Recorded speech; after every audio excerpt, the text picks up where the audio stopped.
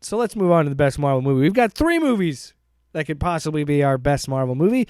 Doctor Strange in the Multiverse of Madness, Thor Love and Thunder, or Black Panther Wakanda Forever. This is actually a lot tougher than the shows. So we've reviewed all 3 of these movies on the show. Yep, we saw all 3 of them in the theater. I have not rewatched Thor Love and Thunder, but I've been meaning to, and I'll probably rewatch Black Panther when it comes on Disney+.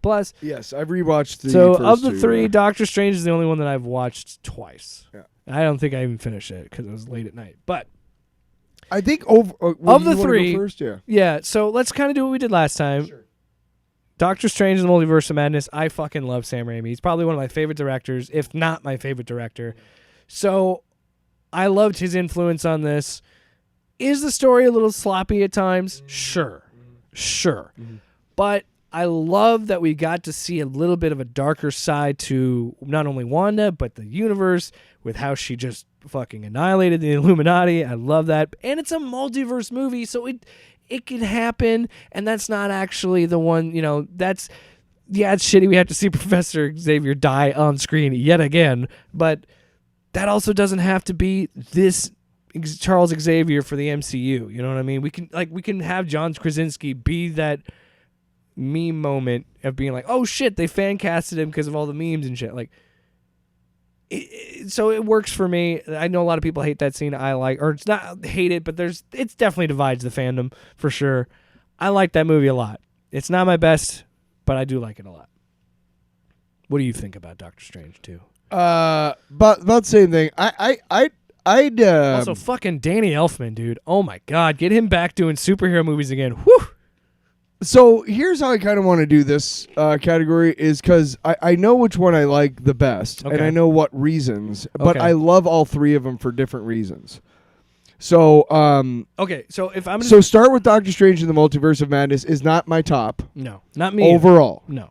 But I again, when you watch the I think it was the Cape, or is it the Cape demons that are coming at him? Oh, dude, it was such a Raimi shot. Yeah. And it was when he takes the animated the angry spirits and turns them into a fucking cape. That's cool, but no, there's a scene where it's from his point of view, and they're crawling out of his eyes. I can't remember. Dude, there's so many shots like that. It was when I want to say it was when he was trying to control the Cape monsters. Yeah. Yeah. But it's such a Raimi shot of a POV shot and all these stop motion things coming at you. Yeah. And it was such a Raimi swirling around him. Yeah, it was such a Raimi shot.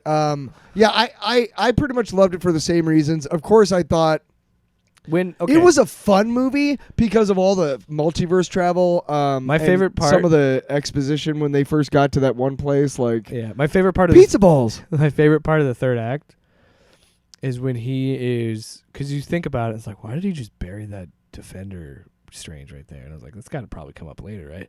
And then the fact that he's like, I didn't say it had to be living, and then that fucking guitar riff. When he opens his eyes, I'm like, that is such a fucking Raimi shot, and god damn it, am I in love with this. Yeah. Dude, it's not my favorite, but it's close number 2. It was welcome. Dude, the opening shot where he's running and you get that fucking Danny Elfman score, I was like, god damn it. You know what my first thought was? I fucking miss Sam Raimi. Get him back directing movies again. So, damn. Thor Love and Thunder, I thought... My favorite. Really? Believe it or not, my favorite. Okay. I'll explain myself. I am much less high on it now than I was when I first saw it. Okay. I tend to agree with some of the pundits, which is unfortunate because I don't agree for the same reasons. Mm-hmm. There's a lot of people who say Taika Waititi has ruined Thor. I don't think he's ruined Thor, but I think he took him in a direction that didn't need to be gone into. And I'm kind of disappointed a little bit in the fact the thing about Love and Thunder, though, the message is so good, and the way it's presented on the screen through the movie. At the end of the movie, you see the love and thunder. That's really, really cool. And so I love the message of the movie, and I liked a lot of it. I loved seeing Hercules, obviously. And just, I thought it was a fun movie. Yeah. But I do agree with some people. Again, the problem I have with them is that they're on the right side of the aisle and they're shitty people and they don't like it because it's woke. I don't like it because I kind of feel like there was just some unnecessary shit. Yeah. And it was like, why did you do that? Yeah, for me, why it's my favorite is because it was. I've always liked Thor. Thor's great. It was always my favorite Avengers in these MCU movies.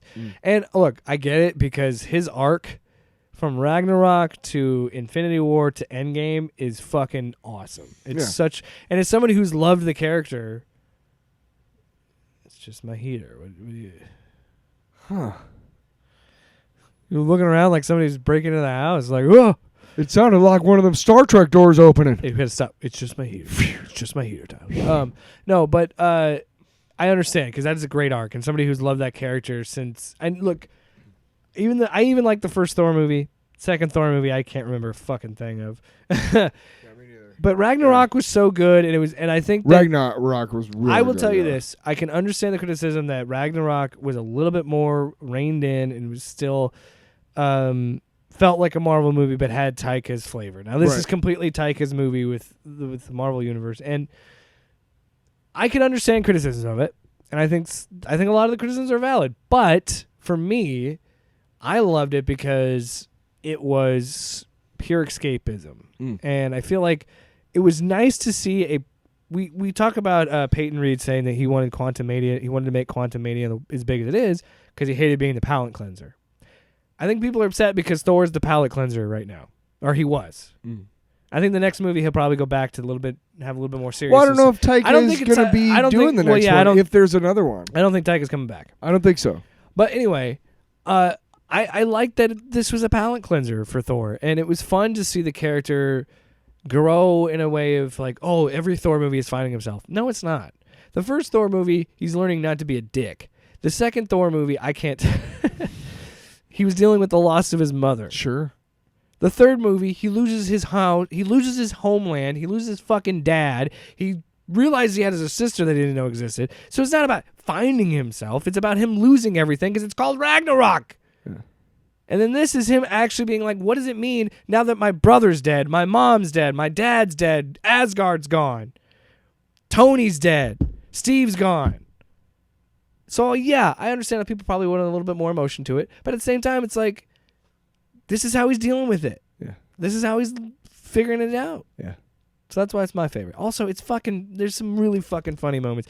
Like when he says, I always keep someone at arm's length, and he's not at arm's length with Chris Pratt, and then he leans on him to be arm's length. That's fucking funny, damn it. All right, so that's my best. So your best is Black Panther Wakanda Forever. I will tell you why that's not my best. I would say it's number 3. Behind, just because I love Multiverse of Madness so much, but I think it's the most MCU of the 3. Even that's not true because of the Illuminati stuff.